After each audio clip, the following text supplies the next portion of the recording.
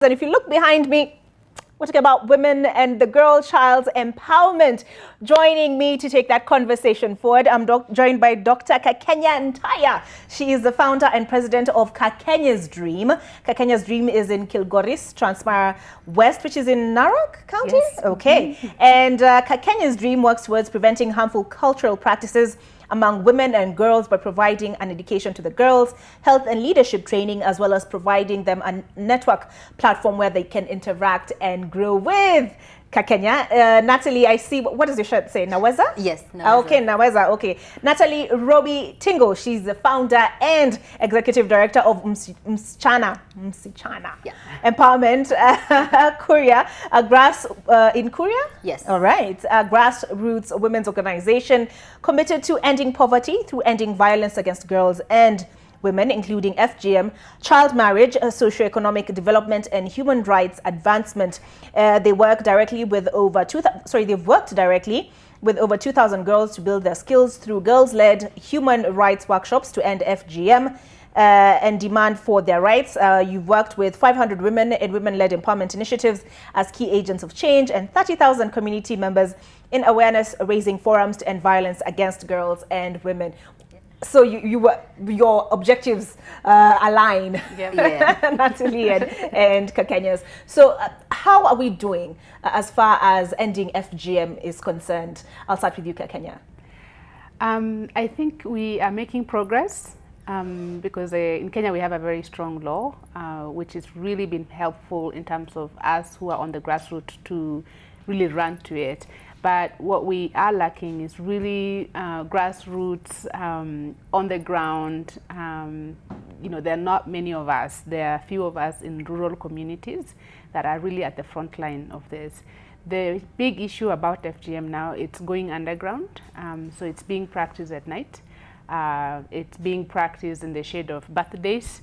And really that's where the problem is. I think there's still more work to be done in terms of education and really getting to the bottom of like what is really causing FGM. Okay. Yes. What's your take, Natalie? Thank you so much for having us here. For me, I would look for it from a point of policy and commitments. Right now we have had the highest level of commitment from the president a couple of days ago, where he made, actually a couple of months, it began in June, where he made a commitment at the Women Deliver, saying that he's making commitments to end female genital mutilation by 2022, and that followed with direct action in terms of enacting the national policy to end female genital mutilation, which has amazing 9 action plans, which is what we're now pushing for.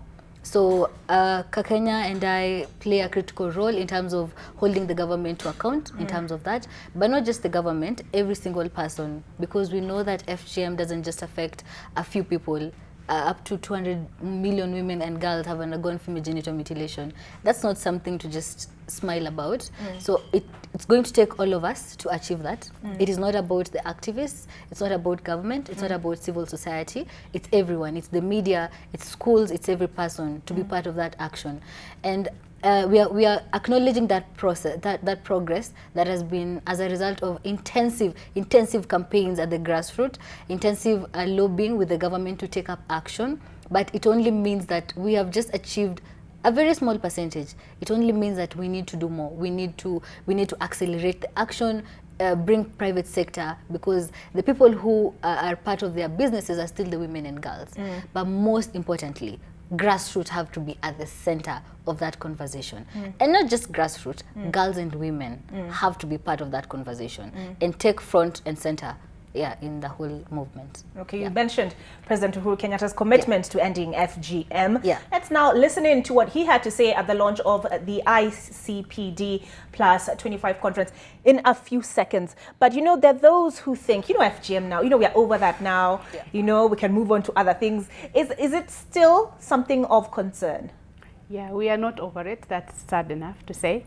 I think every often now we're going into December, it's a big time that this happens.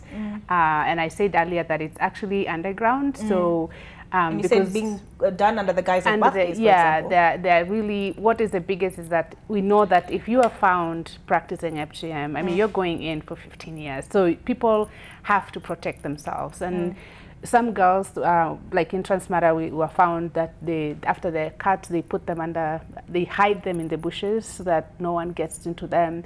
That's who, when you're pregnant, you're cut when giving birth. I mean, it's there. Without your consent? Yes, they find you and they will perform it. Because we call it cultural, but it has some significance in the society. And at the bottom of the line, I think it's patriotic and control of women. And, you know, we think that, especially now that we have teen pregnancy, we are thinking because they're not being cut, that's why there's all these things. So we hide behind many things, but at the bottom line, it's really controlling women and girls. And they forget that the consequences, you know, that psychological traumas, difficulties giving birth, which are real issues that are affecting girls. So yes, we are making progress. And yes, I love that the president has committed, we end it in 2 years. I'm looking forward to that. I've been on it for 10 years and we just moved a little needle. And yeah, it's real when you come down to the bottom ground. Is that this thing they've been practicing for ages, and it's not just going to end in a day. Yes. All right, so we can't afford to take our foot off the pedal. All right, so let's hear what President Uhuru Kenyatta had to say on the subject. To eliminate female genital mutilation by 2022, in addition, the country will eliminate all forms of gender-based violence and harmful practices by 2030. All right, so Kakenya says, you know, she's been at this job for 10 years. So she says the needle has just barely moved. Can we afford to relax? No. I think we are the right time, and we are the right time at the right moment to continue pushing, because the lives of girls depend on us. And she, again, I'll just like to reiterate what she said. It's girls' lives at risk. It is communities' sustainability at risk, because if you look at why FGM continues to happen, it is embedded in social practices. It is embedded in economical practices. It is not just about just cutting a girl's genitalia. It is about them getting married off eventually to give their parents, you know, dowry. It is about them taking leadership positions. But all those things, if you work with the community, you find they have no basis at this point. And that's what we keep on saying. Allow girls to go to school, you know, allow girls to have an agency, let them own their bodies. And we have seen tremendous, you know, improvement in terms of that in places where girls have been allowed to go to school, in communities that are practicing FGM. And we have seen, you know, communities changing, families improving in terms of even their health, you know, healthcare and even well-being. But the most important thing that will have to make us continue to move is that in some communities, FGM stands at 96%. So it means up to 100% of girls are unfortunately at risk of undergoing female genital mutilation. A couple of years ago, we were talking about 3 million girls at risk. Right now, UNFPA and UNICEF have proven it is 4 million girls. You know, as a result of maybe population increase and changing trends, like she has mentioned again, it's going underground, it's medicalized. People are finding clever ways of doing that. So it only means that as the community invents, as the system continues to change, we also have to be vigilant, because we cannot afford to get to 2030 with FGM still being an issue, because it pains, and it has no place in terms of leaving no one behind, ensuring universal health like everybody is talking about, and also just the well-being of women and girls, and most importantly, bringing girls and women at the agenda. That needs to go away. So how is it that you came about this? I don't want to call it a line of work, but how is it that you got involved in this campaign to end FGM, to address the issue of violence against girls and women, and you linked FGM even to child marriage? So how is it how do you get started? So I'm born and raised in Korea. I am Korean myself, and it is a result of the experiences of the community, because FGM happens openly. Even right now, as I'm seated here, there are plans to have FGM happen in Korea.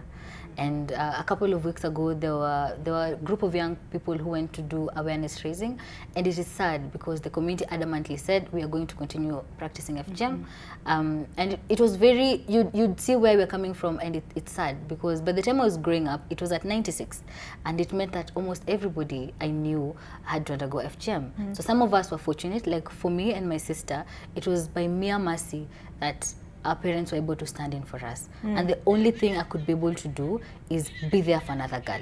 Just continue to change that narrative. I came in quite early. I was at about 19 by the time I was beginning having conversation with my community, and it was informed with the fact that honestly, I didn't know that FGM was wrong up until I also got an opportunity for someone to guide me through that. And that's what I needed to do. You know, also get other girls to understand that whatever is happening is not right. Whatever narrative is being sold to us, that you have to be mutilated for you to be a girl, there's nothing about it. You know, honestly, I always ask girls, if I stand here and you stand here, would anybody know whether I'm mutilated or not? Unless I tell them. So there's no basis. There's no basis as to why girls should continue to undergo female genital mutilation. Okay. What's Kakenya's dreams origin story? How did you get started? Wow. I'm a survivor of FGM, and I lived and grew up in Transmara, and what I work in my community. But I got an opportunity to go to college, got a scholarship. I went to the US. And as she says, that I actually didn't know that FGM is against the law or FGM is bad, because I grew up knowing that, and we are told that this is what will make you a woman. It gives you the status, you're respected, you get a husband, you know, it's sold that way. So when I started learning about some of the consequences of FGM, women dying during childbirth, psychological traumas with what I was feeling was being discussed in books, and you start questioning. And that's when I was going to study finance and become a banker and all that, but I couldn't. I come back home and girls were getting mutilated, girls were getting married, their dreams were ending, and so I decided to work with the community to really give our girls an opportunity, to give them a place to be girls, to not go through FGM, to go to school, to dream big. And as I said, it's been 10 years, and I've been working with my community. It's been their support. I have an amazing team that, because you really need the chief, you need the police, you need the nurses, you need the mothers, you need the fathers, you need the boys. You have to bring everybody on the table to be able to empower the girl, because we can't just uproot her from the community. We have to empower within the community. And so that's what Kakenya's dream does, is we use education to really end these practices of FGM and child marriages, and give girls an opportunities to be who they want to be in life. Okay. Like, you know, this conference, ICPD plus 25, a lot has been said about the Western world imposing their values on us. What do you have to say to that? I'll start with you, Natalie. Thank you so much. I'm actually glad I'm here when the Chief Justice is talking about criminal justice, and I hope I can touch on that a little bit. For me, the ICPD is a refining moment, in the sense that I'm here because of some of the concerns that came up at that time. And if you went back, it was an African-led movement that pushed for, you know, the plan of action that came out of the ICPD. 25 years ago, people sat in Cairo. And it wasn't just people, it was women. Women pulled each other from Africa, and they said, we want to bring women's and girls' issues, but most importantly, human rights issues at the global center. And that's where it began. So whatever narrative is being shared is just people not wanting to come to the table and listen to the cries of the 650 million girls who are married as children, and women who are living with the aftermath of female genital mutilation, or girls who are, you know, unfortunately get pregnant when they're still girls. Those are the voices that determine and at the center of ICPD. So if we sat and actually looked critically at what we are pushing for in terms of accelerating gender equality, access to universal health for all, then our conversations are going to change. Yeah. Okay. Kakenya? I think at this moment for me, it's been it's sad that we are rescuing girls from female genital cutting. It's sad that girls are being abducted for marriage, taken by force and forced into marriages. And these are girls who are like one that we rescued recently who is 12 years old. It's sad that girls are raped when they go to school. It's sad that teen pregnancy is on a rise. We talked about that. In Narok County, we have 40% of teen pregnancy.